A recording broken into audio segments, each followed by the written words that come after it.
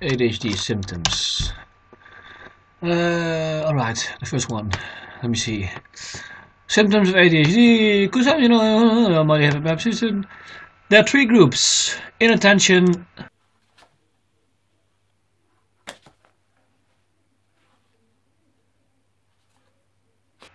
hyperactivity,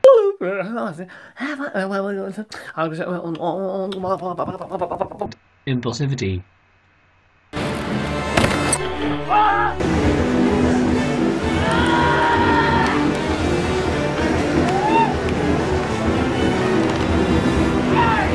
YOLO!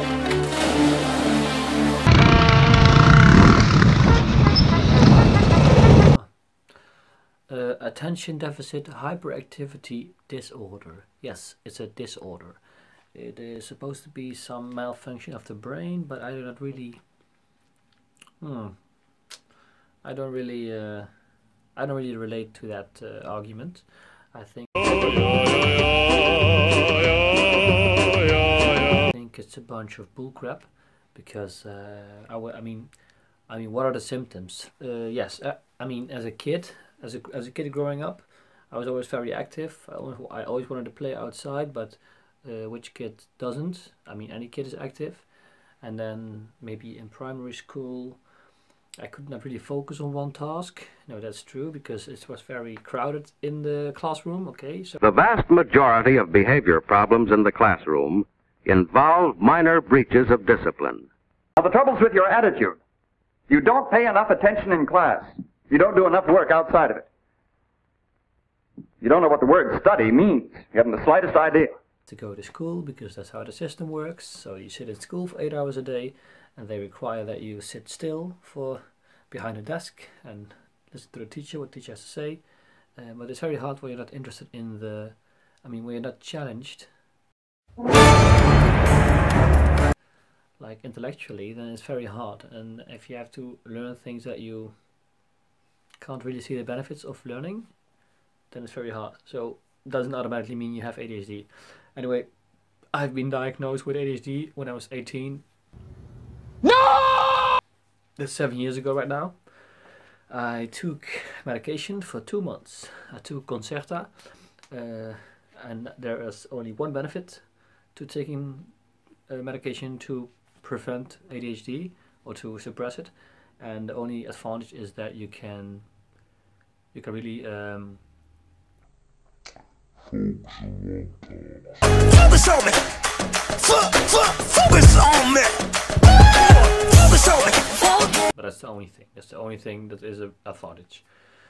The disadvantage is you sleep very poorly. You have vivid nightmares. I had outbursts of aggression.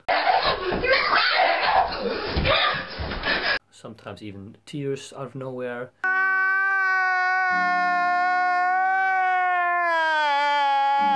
And then we'll be happy again. So very unstable emotional state. Number 3, appetite was gone. There was also, maybe some people consider that as an advantage. You lose a lot of weight due to the active substance. I can't pronounce the name. This is it. So, and the fourth disadvantage, the fourth con about the meds was that my empathy, a lack of empathy, a total lack of empathy. When I like to dissect girls. Did you know I'm utterly insane? When, for instance, I saw somebody choke in a piece of bread, I couldn't care less if that man or woman would just have died in front of my eyes, because of the medication, your empathy just goes away. So after 2 months, I stopped taking the meds. I think it's all due to if you have a kid, or if you are diagnosed with ADHD, I think it's very important to. First of all, I don't believe in it, but if you do, that's fine. But you have to look at what you eat. You have to look at, are you exercising enough, and are you doing what you love? Are you doing something which you're passionate about?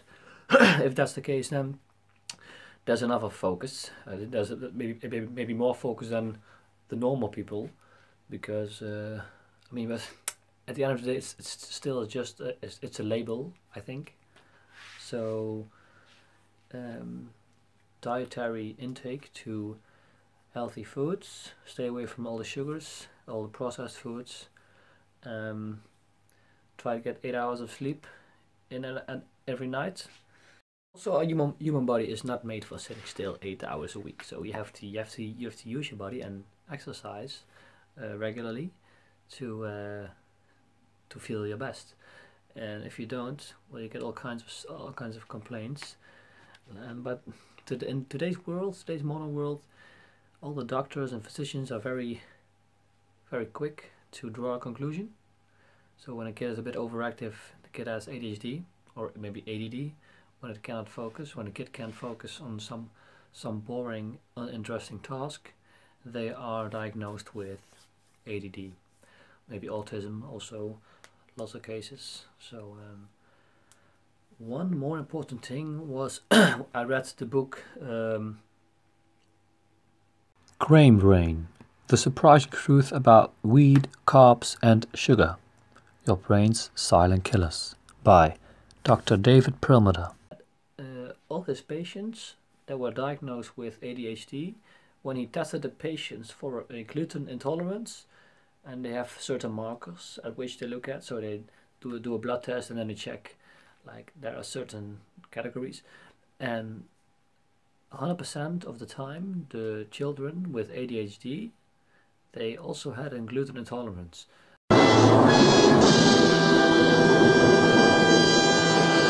And I mean, not like a fully intolerance, but a bit. And when they switched to another diet without gluten, the so-called ADHD disappeared completely. So yeah, so that's my experience. Just want to share it with you today. Nobody cares! Nobody cares! Nobody cares, nobody cares, nobody cares! Nobody cares, nobody cares, nobody cares! Nobody cares! I would recommend getting off the medication and start eating healthy, sleeping enough, and looking for something that you are really interested in. And don't believe the bullshit that they say to you, because I went to an 11-day Vipassana course where you sit still for 11 days, meditate for 10 hours a day, where you can't talk, have no phone, no newspaper, no books, no TV, no external stimuli, and I felt pretty damn calm. So, and I'm supposed to have ADHD. So, but you can believe whatever you want because you're free to. So.